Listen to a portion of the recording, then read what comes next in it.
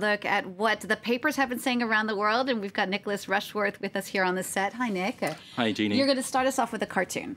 I am, about a serious issue. It's from the British paper, The Guardian. We can have a look there and see the Statue of Liberty, which is not the way we normally see it. What has it got? We've got a mast to keep out the tear gas. On one hand, we've got a book on civil liberties, and on the other, we've got a tear gas canister. Now, that, of course, pointing to problems in America, in Ferguson, Missouri, especially to do with democracy, justice, and civil rights, all the things, Jeannie, that America is associated with. Now, The Guardian, of course, a British paper, but you also took a look at what the American papers have been saying. Well, let's go to the USA Today's international edition. Its front page is saying that the world is watching events in Ferguson, Missouri, as folks cite broken trust with police.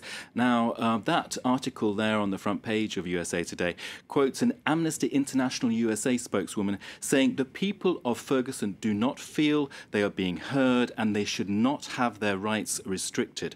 Turning to the local press, I look too at the St. Louis Post-Dispatch, so very much the city, St. Louis, where events are taking place. Now, its editorial, not from this Monday, but in recent days, has a phrase which it says has become ubiquitous in terms of looking at Ferguson. That phrase is from Martin Luther King, no less, and it says, "I think we have got to see that a riot is the language of the unheard."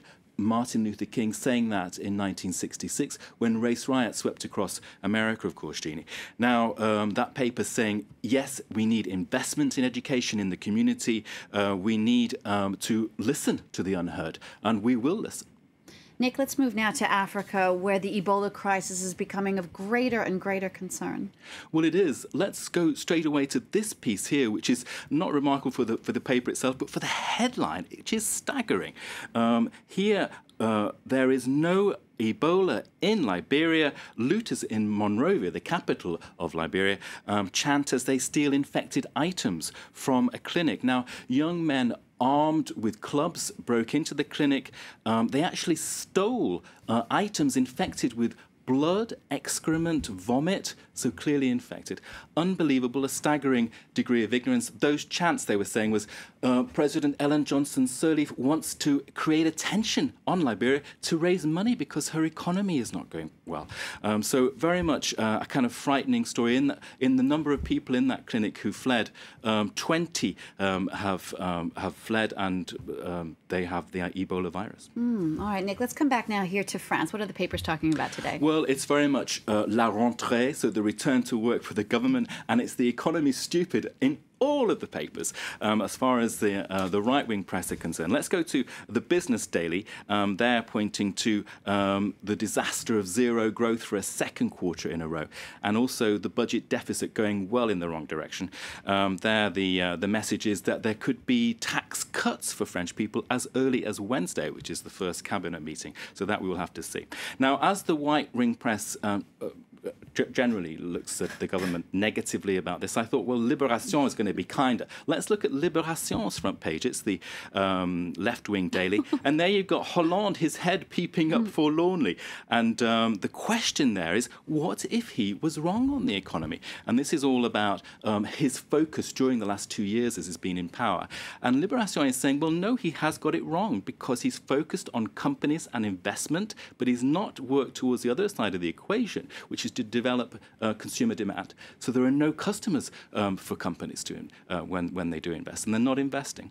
Let's go to a situation which is bringing in the gold to France and its sporting achievement. I love the sports. The European Athletics Champions. It's been a big success for the French. They've had 23 medals, 9 goals. L'équipe has got a picture of Mahadine Makizi Benabad. There you can see him. And he drew controversy by ripping off his shirt in the 3,000 metres steeplechase and being disqualified. But then over the weekend, he did win the 1,500 metres race, which is a great achievement for him. And those athletes getting lots of attention in the French press. Just to wrap up, Nick, one final story that I know definitely piqued my interest about chocolate.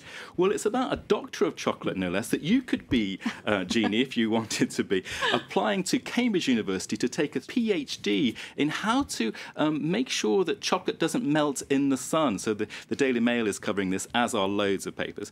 But it's very much, well, it's impossible for us to actually become an expert in chocolate studies, but we can certainly eat plenty of it. And that you need a lot of maths and a lot of chemical engineering background to work about how solids work. So interesting in terms of science, but in terms of, well, obviously we're both going to have a bar of chocolate afterwards. It sounds like something out of Willy Wonka. All right, thanks so much for that, Nicholas Rushworth. You were mentioning the sport, and if you are a sports fan, do stay tuned. Sports on France 24 starts right now with the football.